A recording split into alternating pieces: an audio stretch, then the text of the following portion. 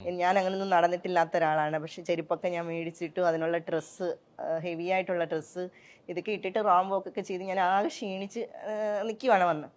അപ്പോഴാണ് ആദ്യം ആ 4-5 സ്ഥാനം. അപ്പം നമ്മൾ അതിന് മുന്നേ തന്നെ കുറേ നാൾ കൊണ്ട് കുറേ ആൾക്കാർ ഇത് സ്ഥിരമായിട്ട് കാണുന്ന കുറേ ആൾക്കാരുണ്ട്. അപ്പോൾ അവർ നമ്മളോട് പറയും നിങ്ങൾക്ക് തന്നെയാണ് ഫസ്റ്റ്. എന്നെ ഫോൺ ചെയ്തിട്ട് പറയും നിങ്ങൾക്ക് തന്നെയാണ് ഫസ്റ്റ്, ഒന്നും നോക്കണ്ട.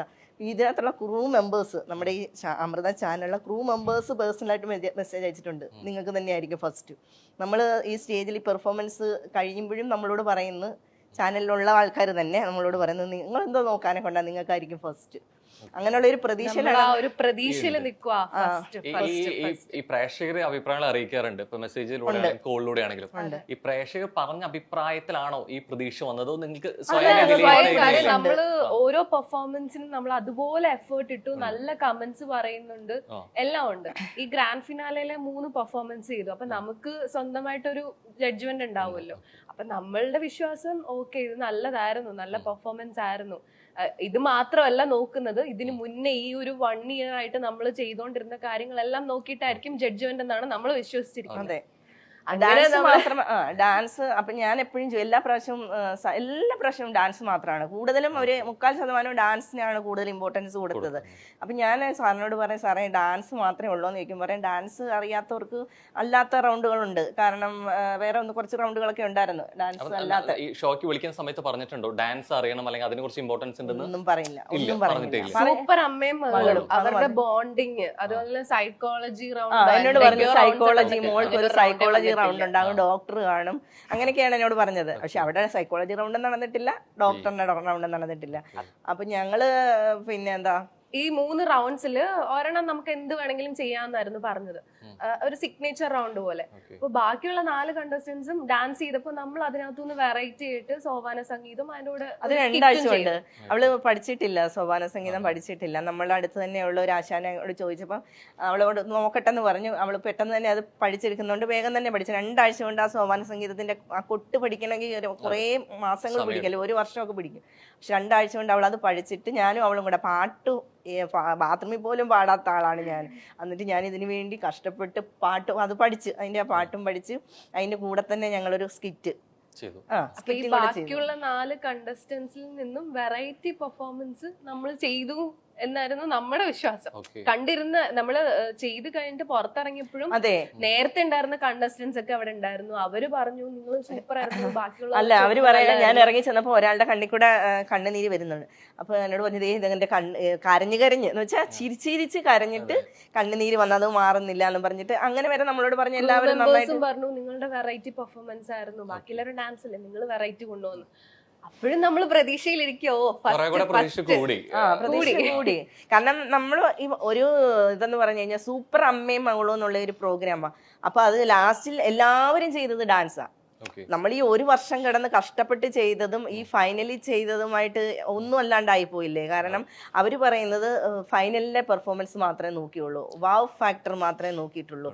സാധാരണ രീതിയിൽ ഇപ്പോ ഫിനാലെ ഒന്നും നടക്കുന്നുണ്ടെങ്കിൽ പോലും അതുവരെയുള്ള പെർഫോമൻസ് എങ്ങനെയാണെന്നുള്ളതും അല്ലെങ്കിൽ അതിന്റെ അടിസ്ഥാനത്തിൽ കൂടി ആയിരിക്കുമല്ലോ ഒരു അങ്ങനെയല്ലേ വേണ്ടിയേ. കാരണം ഫൈനലല്ല, പിന്നെ ഫൈനൽ ആദ്യമേ കൊണ്ടുവച്ചാ പോരായിരുന്നു അല്ലേ? ഫൈനൽ ആദ്യമേ കൊണ്ടുവച്ചിട്ട് ഡാൻസ് കളിച്ചവർക്ക് പ്രൈസ് കൊടുത്തങ്ങ് വിട്ടാൽ പോരായിരുന്നു. ഈ 1 വർഷം ഞങ്ങളെയൊക്കെ ഇട്ടിട്ട് എനിക്ക് സങ്കടം എന്താണെന്നറിയാമോ, ഞങ്ങളെ കോമാളികളായിട്ടാണ് കണ്ടത്, വെറും കോമാളി. നമ്മൾ ഈ സർക്കസിനകത്തൊക്കെ ബഫൂൺസ് ഉണ്ടല്ലോ എന്ന് വെച്ചാൽ കോമാളികൾ. അവരെന്താണ് ചെയ്യുന്നത്, നമ്മളെ എന്റർടൈൻമെന്റ് ചെയ്യിപ്പിക്കുന്നു, ഇരിക്കുന്നവരെ അല്ല, പ്രത്യേകിച്ചൊന്നും അങ്ങനെ ചെയ്യുന്നില്ല, അവരെ നമ്മളെ ചിരിപ്പിക്കുന്നു. ശരിക്കും ഞങ്ങൾ അതായിരുന്നു. ഇപ്പൊ ഞങ്ങൾ 5ാം സ്ഥാനത്ത് നിന്ന് ഒഴിവാക്കിയപ്പോൾ എനിക്ക് കറക്റ്റ് മനസ്സിലായി ഞങ്ങളൊരു കോമാളികളായിരുന്നു. കാരണം സാസിക അത് പറയുന്നുണ്ട്, ഇവര് കോമഡി കാണിച്ച് എല്ലാവരെയും ചിരിപ്പിക്കുമായിരുന്നു. ഞങ്ങളുടെ കയ്യിൽ നിന്നുള്ള കണ്ടന്റുകൾ അവർക്ക് വേണമായിരുന്നു, കോമാളിത്തരങ്ങൾ വേണമായിരുന്നു, എന്റെ സങ്കടം വേണമായിരുന്നു. ഞാൻ പെട്ടെന്ന് ഇമോഷണൽ ആകുന്ന ഒരാളാണ്, ഞാൻ കരയും, മിക്കവാറും എന്തെങ്കിലും കാര്യമുണ്ട്. അതൊക്കെ അവരെടുത്തിട്ട് അവർ റീച്ച് കൂട്ടി. ഈ ഇപ്പോ അവിടെ വന്ന് ഫിനാലിന്റെ അന്ന് നിൽക്കുമ്പോൾ ഈ പറഞ്ഞ മാതിരി അൺപ്രഡിക്റ്റബിൾ ആണ് എന്ത് പറയാൻ പോകുന്നു എന്നുള്ളത്, ആര് വിന്നർ ആവുന്നു എന്നുള്ളത്. പല തീരുമാനങ്ങളും ഒക്കെ മാറ്റം വന്നേക്കാം. പക്ഷെ എന്നാൽ പോലും എന്താണ് വിധി എന്നുള്ളത് അതിനെ സ്വീകരിക്കുക, അതിനെ ഉൾക്കൊള്ളുക എന്നുള്ളൊരു സംഭവം മൈൻഡ് സെറ്റും കൂടി ആയിരിക്കും ഒരു പക്ഷെ അവിടെ ഉണ്ടാവുക. എന്നിട്ട് പോലും അല്ലെങ്കിൽ ഇത്ര വലിയൊരു റിയാലിറ്റി ഷോ ആയിട്ട് പോലും പെട്ടെന്നൊരു വിധി വന്നപ്പോൾ മറ്റൊന്നും ചിന്തിക്കാതെ ഇറങ്ങി പോവാൻ പ്രേരിപ്പിക്കുന്ന ഒരു ഘടകമായിരുന്നു പെട്ടെന്ന്. ഓൾ ഓഫ് സഡൻ ഇനിയൊന്നും ചിന്തിക്കാൻ ഇറങ്ങി പോവാം, അതിനെ എതിർത്ത് നിൽക്കുക എന്നുള്ളത്. കാരണം അതിന് ശേഷം ഉണ്ടാവാൻ പോകുന്ന കാര്യങ്ങളെ, സ്റ്റേജിനെ കുറിച്ചോ ഫേസ് ചെയ്യേണ്ട കാര്യങ്ങളെ കുറിച്ചോ ഒന്നും ഓർക്കാതെ അങ്ങനെ ഒരു തീരുമാനത്തിലേക്ക് എത്തായിരുന്നു. അവിടാണ് ശരിക്കും പറഞ്ഞു കഴിഞ്ഞാൽ സൂപ്പർ അമ്മയും മകളും തമ്മിലുള്ള ഒരു ബോണ്ടിങ് എന്ന് പറയുന്നത്. ഞങ്ങൾ തമ്മിൽ അവിടെ സംസാരിച്ചില്ല, ജസ്റ്റ് ഒരു നോട്ടം. ആ നോട്ടത്തിൽ തന്നെ ഞങ്ങൾക്ക് രണ്ടുപേർക്കും കാര്യം മനസ്സിലായി. അല്ലെങ്കിൽ ചിലപ്പോ എനിക്ക് മേടിക്കണമെന്നുണ്ടായിരിക്കാം, അവൾക്ക് മേടിക്കണ്ടെന്നായിരിക്കാം, ചിലപ്പോ തിരിച്ചും ആകാം. അല്ലെങ്കിൽ അവള് വെളിയിൽ ഇറങ്ങിയിട്ട് എന്നോട് പറയാം അമ്മ എന്താ മേടിക്കാഞ്ഞത്, എനിക്ക് മേടിക്കണം. പക്ഷെ ഞങ്ങൾ രണ്ടുപേരും കൂടെ ഒരു നോട്ടം നോക്കിയതേ ഉള്ളൂ. അനൗൺസ് ചെയ്യുകയും ഞങ്ങൾ രണ്ടും ഷോക്ക് എന്ന് പറഞ്ഞാൽ അമ്മാതിരി ഷോക്കായി പോയി. കാര്യം ഇത്രയും നാളും നമ്മൾ കഷ്ടപ്പെട്ടത് വെറുതെ ആയി പോയോ, അല്ലെങ്കിൽ നമ്മുടെ കയ്യിൽ നിന്ന് ഒരുപാട് പൈസ ഇതിനു വേണ്ടിയിട്ട് മുടക്കിയിട്ടുണ്ട്, അതൊക്കെ വെറുതെ. 3 ലക്ഷം രൂപയാണ് ഇതിന്റെ ഫസ്റ്റ് പ്രൈസ് എന്ന് പറഞ്ഞ്. ഞങ്ങൾക്ക് 6.5 ലക്ഷം രൂപ ഒരു വർഷം കൊണ്ട് ഞങ്ങൾ മുടങ്ങിയിട്ടുണ്ട്. അപ്പൊ ഈ ഇത്രയും രൂപ 3 ലക്ഷത്തിന് വേണ്ടിയിട്ട് ഒരു 6.5 ലക്ഷം ചിലപ്പോ എനിക്കായിരിക്കും കുറവ്, മറ്റുള്ള അമ്മമാർക്ക് അതിലും കൂടുതലായിട്ടുണ്ടെങ്കിലേ ഉള്ളൂ. അങ്ങനെയുള്ള കുറെ വിഡ്ഢികളാണ് ഞങ്ങൾ ഇത്രയും ഒരു 3 ലക്ഷം രൂപയ്ക്ക്. അപ്പൊ അങ്ങനെ നിക്കണ ടൈമില് ഞങ്ങൾ എന്തൊരു നോട്ടം നോക്കി ഞങ്ങളോട് പറഞ്ഞു ഫ്രണ്ടിലോട്ട് കയറി. അപ്പോഴും നമ്മൾ വിചാരിക്കുന്നു ഇവര് നമ്മളെ പ്രാങ്ക് ചെയ്യുമായിരിക്കും, ചിലപ്പോ ആദ്യം തന്നെ ഫസ്റ്റ് ആയിരിക്കും. എന്റെ പെട്ടെന്ന് എനിക്ക് എന്റെ മൈൻഡ് ഞാൻ വേറൊന്നും കാണുന്നില്ല. അയ്യോ സാസിക പിന്നെയും വിളിച്ചിങ്ങനെ കാണിക്കുന്നു, ഞങ്ങൾക്ക് ഇവര് വെറുതെ നമ്മളൊരു പ്രാങ്കിന് വേണ്ടിയിട്ട്. അപ്പോഴും ഞാൻ അതിന്റെ ഒരു റിയൽ ആയിട്ട് ചിന്തിക്കുന്നില്ല 5ാം സ്ഥാനം തന്നെയാണെന്ന്. അപ്പൊ നിന്ന് അപ്പോഴത്തേക്ക് ട്രോഫി എടുക്കാൻ പോയി. പിന്നെ സാസിയെ കൊണ്ടുവന്ന് ശ്വേതാജിയിലോട്ട് ട്രോഫി കൊടുത്തു. ട്രോഫി മാത്രം, കയ്യിൽ വേറെ ഒരു ഇതുമില്ല, അല്ലെങ്കിൽ ഒരു ക്യാഷ് പ്രൈസോ അങ്ങനെയുള്ള ഒന്നുമില്ല, ട്രോഫി മാത്രം. അപ്പൊ ഞാൻ ഇവളെ ഇങ്ങനെ ഒന്ന് നോക്കിയപ്പം ഞങ്ങൾ രണ്ടുപേരുടെയും കണ്ണുകൊണ്ട്, അതാണ് ഒരു ബോണ്ടിങ് എന്ന് പറയുന്നത്. കണ്ണുകൊണ്ട് വേണ്ട, കാരണം ഈ ഒരു വർഷമായിട്ട് ഞങ്ങൾ കിടന്ന് കഷ്ടപ്പെട്ടു ആ ഒരു ചാനലിൽ. എനിക്ക് ഒത്തിരി എന്താ പറയുന്നേ, എനിക്ക് 48 വയസ്സ് പ്രായമുള്ള ആളാണ് ഞാൻ.